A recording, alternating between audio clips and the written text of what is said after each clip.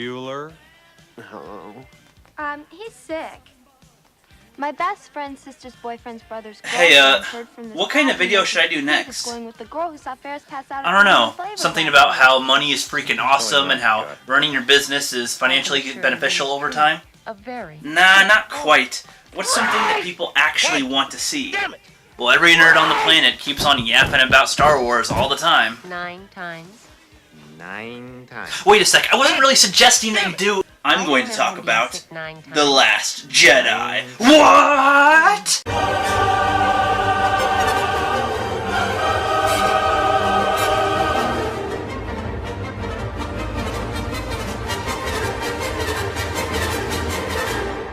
Well, here we are, everyone. It has been nearly a year since the most divisive film in history was released in theaters. There's been a lot of interesting stuff going on continuously throughout the year around this film. A culture battle between people for this film and against this film have been in a never-ending conflict with no end in sight. It has provided so much entertainment, content, and inspired people to do their own creative projects, whether they loved or hated it. I would love to address so many of the arguments and notable moments that has happened since The Last Jedi came out, and I just might, but for the main chunk of my review, I will mostly address the film itself. I'm going to split my review into at least 4 or 5 parts. In this video, I'll tell you about my initial reaction to The Last Jedi, as well as tell you about my experiences watching it 3 times. That will also include highlights of what my own mom thinks of this film. These days, it is difficult to break down a review of The Last Jedi, as there is so much to cover, as we have proof of that with Mahler's 5-hour critique. Before diving into the juiciness of The Last Jedi, I'll tell you my brief thoughts on The Force Awakens and Rogue One. After I saw The Force Awakens, I had this feeling in my gut that was rather split. On one hand, the film was okay, and though it wasn't where I wanted this trilogy to start, it was still okay. On the other hand, I felt a lack of creativity and a lack of character. I did not want to see another movie where they just have to go and destroy a big MacGuffin. They already did that twice. I noticed very odd humor, but I feel like if I left liking the new characters, then it would be a little more easier to forgive. As in the prequels, there was a lot of really bad humor, but I mean, some stuff made it more forgivable, but I did fast forward through a lot of that stuff in the prequels, so what does that say about it? I don't know. So I was around 50-50 with The Force Awakens, along with some people telling me that the next installment will help fill in a lot of those gaps that I felt, so I remained hopeful. I didn't expect to get much out of Rogue One, though I was hoping to follow some Imperial characters just for the majority for a change, but to put it simply, the guy in the theater that was sitting next to me was snoring, and I felt the same. Some parts were pretty cool, I'll admit, and I get the concept of what they were trying to do, but ultimately, I just wasn't entertained. So many things bugged me, and just to me, it had a lot of potential, but it might even be one of my lowest ranking Star Wars movies. One last thing before I go into The Last Jedi territory. When Star Wars was first announced to be back in action after Disney purchased it, my brother and I agreed on a tradition to see every new Star Wars film in theaters together. We were both kids and teens when the prequels were out, but since then, we don't really spend too much time together these days, so it was nice to have a tradition with my bro. So even though my feelings on the last 2 films were mixed at best, I had hope that The Last Jedi would, well, as the purple-haired chick would say it, be the spark that ignites the fire of my love for the new Star Wars films, or at the very least be somewhat average or keep me somewhat entertained. But when we sat in the theater, opening weekend, there was a cheerful audience, everyone was hyped, and then the Star Wars logo dropped and the music started, but once the crawl began, I already felt a little uneasy. It just seemed like an odd spot to start the film with the First Order reigns, right after The Force Awakens. But, whatever, that very, very minor, I'll be okay, it wasn't that bad. Then the film started and they were evacuating a planet. Kinda like on Empire, but no, that is very small and a nitpick. The movie will be just fine. Shake it off, it's gonna be okay. But then the call between Hux and Poe happened, and as soon as he was like, hello? Is Hux there? Your mom. I sank back in my chair, down to maybe 5% hype level left. Oh my god. I thought, oh no, the whole movie will be like this, won't it? Well, maybe it gets a little better. It's only been 2 minutes. Oh, how foolish was I. Let's skip that one battle scene they have and save it for later. The instant that Luke tossed his lightsaber, that 5% of hope was tossed out the window. I'll talk about that scene later also, but my initial reaction was not to the fact that he tossed the saber, but because of the tone shift. It went from serious to, screw it, it's a joke. If that only happened once, it wouldn't have bothered me too much, but the tone shift happens throughout the entire film. And before someone even tries the "you're just mad because you subverted your expectations" bullshit, that is incorrect. I had no previous idea what Luke might do or say in the film. Could have been anything at all, and him tossing it didn't feel right due to his character. Again, I'll elaborate later on this scene, as well as with subversion. So, for the rest of the film, I was just kind of frozen stiff, watching, hoping for something pleasing or interesting or appealing to happen, but with no luck. I rolled my eyes at every attempt at a joke, though there were a few times that I almost laughed. Almost. My bro, on the other hand, was loving every bit of it and laughing at every single joke. The poor fool. When the credits finally rolled after the painfully long 2.5 hours, I sighed with relief, saying in my head, "Yes, it's finally over!" While my brother said out loud, "Aw man, it's over?" As if this crap wasn't enough for him. On the drive home, we usually talk about what we just watched, and I tried my hardest to think about positives to not damper his view. You see, I understand why he likes it. He's a dad, he works 2 jobs, he has kids, and loves nostalgia, so he's going to like it no matter what the hell they do. I never plan to love or hate a film. I'm always unsure until I watch it. Once I let the movie sink in with me after a couple hours, I felt rather empty and had no hype or motivation to figure out what will happen next. I just didn't care. Between The Force Awakens and The Last Jedi, I don't care what happens to Kylo, to Rey, to Finn, to Poe, to Rose, to Leia, to anyone. No desire to see the finale. I know that this may sound extremely baffling to some people, but when you finish a movie and you know there's more to come, typically if you liked it enough, you start thinking about what will happen next. The Force Awakens, as bad as it was, left you wanting more, and had us in a spot where more will happen. Many people came up with their own theories to keep hype up for it in anticipation, but most theories don't usually come true, and it doesn't matter if the film followed your theories, it's about whether or not you like what they did or why not. I think I've talked about that experience enough. Let's move on to when I saw it with my mom. Maybe 2 to 3 months ago, I forced her to watch it. She made me watch Fantastic Beasts, and that was awful, so this was just payback. Though, some may think that this was a little harsh. Here are some of the highlights from our discussion. What did you think about the movie as we were watching it? My face is falling off. I don't understand that movie. I don't understand. What? I didn't understand. When we saw Luke, when she hands him the lightsaber, and then he tosses it over. I still don't understand. It made no sense. And those little porgs, the little creatures that were on his island. With the walking fish people? Or whatever no, they these were? were the little puffball bird things. Oh, the ones at Madagascar things. It was like Alice in Wonderland with the walrus milk. No, the whole thing with, I don't know what time span, I couldn't figure out how much time was passing. Because I blinked and we were on another side of the galaxy. I don't know. I really don't understand. When they he's gonna go fishing, he's on the little pole, and then it's sun, and then it's raining, and I don't know what happened. You had to tell me that was their kid, and I was just, again, baffled. Yeah, that was supposed to be Han and Leia's child named Ben. Oh my god, every time they said Ben, I didn't know who you were talking about. Ben Kenobi. And I'm like, what? No, so his name is Ben. But he renamed himself Kylo Ren. Kylo. And they but never he looks like why. Snape. And so I'm very lost. You're the girl who has all the powers and never loses. And she's annoying. No, I don't understand her purpose. I don't care anything about her. Just go away.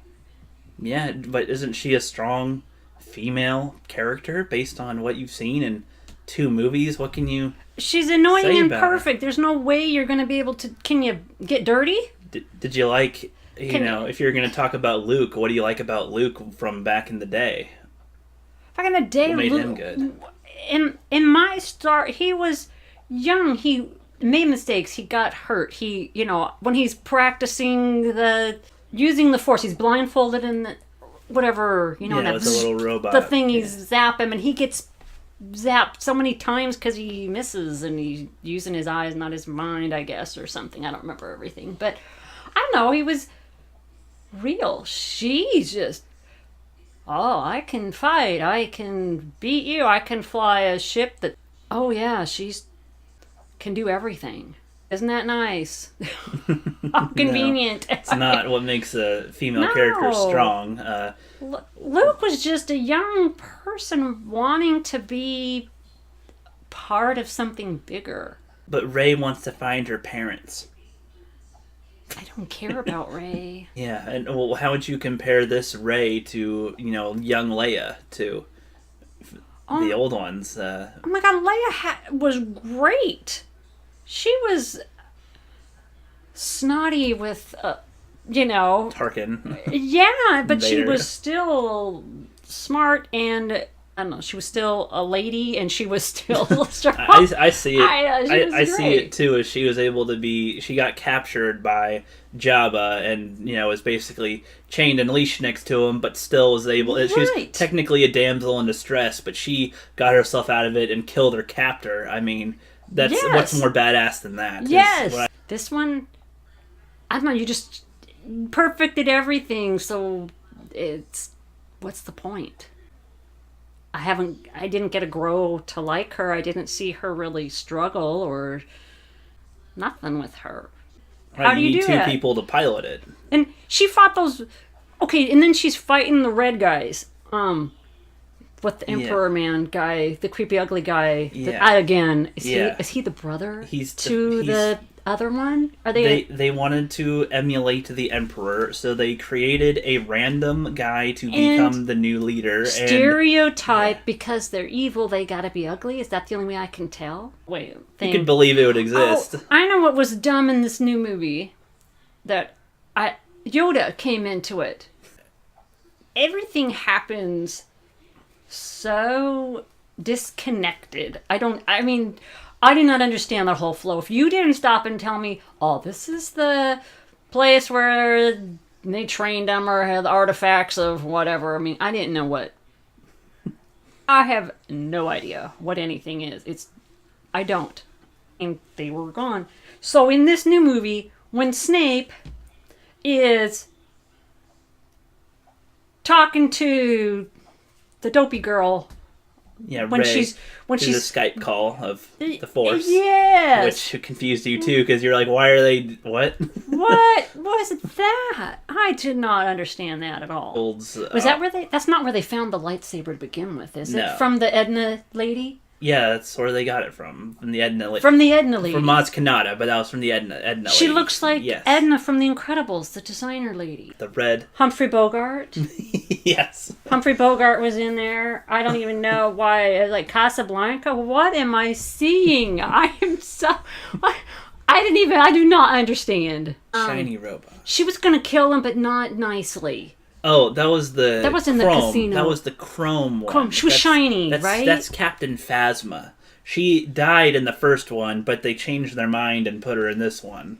And yeah, that was at some point. She was. That was at the casino, right? No, that was after the casino. Oh God! When they left the casino. At the casino was where they had the space horses and the I remember opera the horses and the aliens. I remember that stupid part, and I remember the little children that were taken care of in the barns or whatever, the stable boys.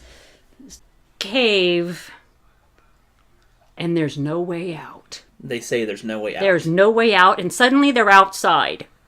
They immediately show them. Well, we are outside. I assumed it was the bad guys. Yes.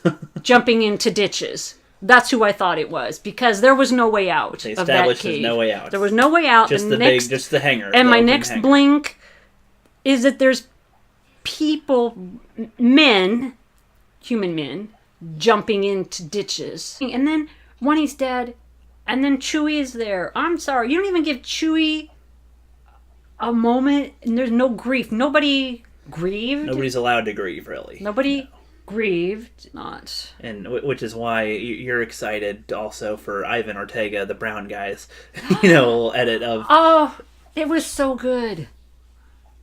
I only showed you one edit that he did, one edit of it, and you're convinced that that's great. I cried on that one, right? Is that the one? I showed you the one where Luke and Leia react to Han's death. They grieve over his death. It felt so good to cry, and I felt dumb, but it felt good to feel and see that emotion, to see them react how they should to that loss. Yeah. It was amazing, and it was like, I felt better.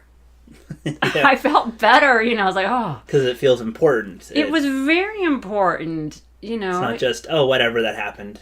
Yeah, he's gone. No, he was important. He's gone now. He was... Oh, okay. You're good. So that trailer for this same horrid movie...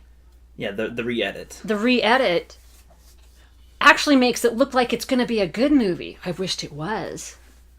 Yes. I really do. Because it's pretty sad when your re-edited trailer is better than the movie. Yeah, slower or something, but he's using the same footage. I didn't hate the girl. It was like, you're going to train her. Okay, now I'm kind of getting to know her. I feel, I get a little understanding. I might like you now. Right, and if they can make us like her through his re-edit, then that's impressive. Right? Extremely impressive. And I'm telling you, the one you showed me before, with everyone reacting to Han's death and just the whole thing. Oh my God, it was so good. It was so... And it's like... I feel better. I feel like respected. Yeah. So, whoever did your editing... Yeah, Ivan Ortega. Ivan Ortega, you're amazing. Yes. I love Absolutely amazing. And I really wished that the movie was as good as your edit, yeah. Now we have reached the last time I watched The Last Jedi. This was the most recent for this review. It was tough. I struggled to put myself through this. My intention was to watch it one more time and try to find all the possible positives I can muster. I'm not even sure if I came up with 10 things, though. I had to pause it all the time to write a note. One notebook paper full of notes equals 15 minutes of screen time. It makes me think that Mahler's 5-hour critique just wasn't enough. With all of that out of the way, the beginning of the review starts in part 2. I'm not even sure what I'll tackle first in that video, but we'll find out. See you guys next time. Did you guys like the video? If you did, like, share, subscribe, notify, comment, all that crap. If you hated it, then don't like, share, notify, unsubscribe, or comment. Wait, this is YouTube. Ah, fuck. But before you go, check out the Cinema Squad every other Sunday, where Black Angus reviews, Geoff TheIronWolf and I live stream and shoot the shit. Links to their channels are in the description below. Also, links to my social media are in the description below. Hit me up on Twitter if you want to be a part of the Rookie Corner podcast.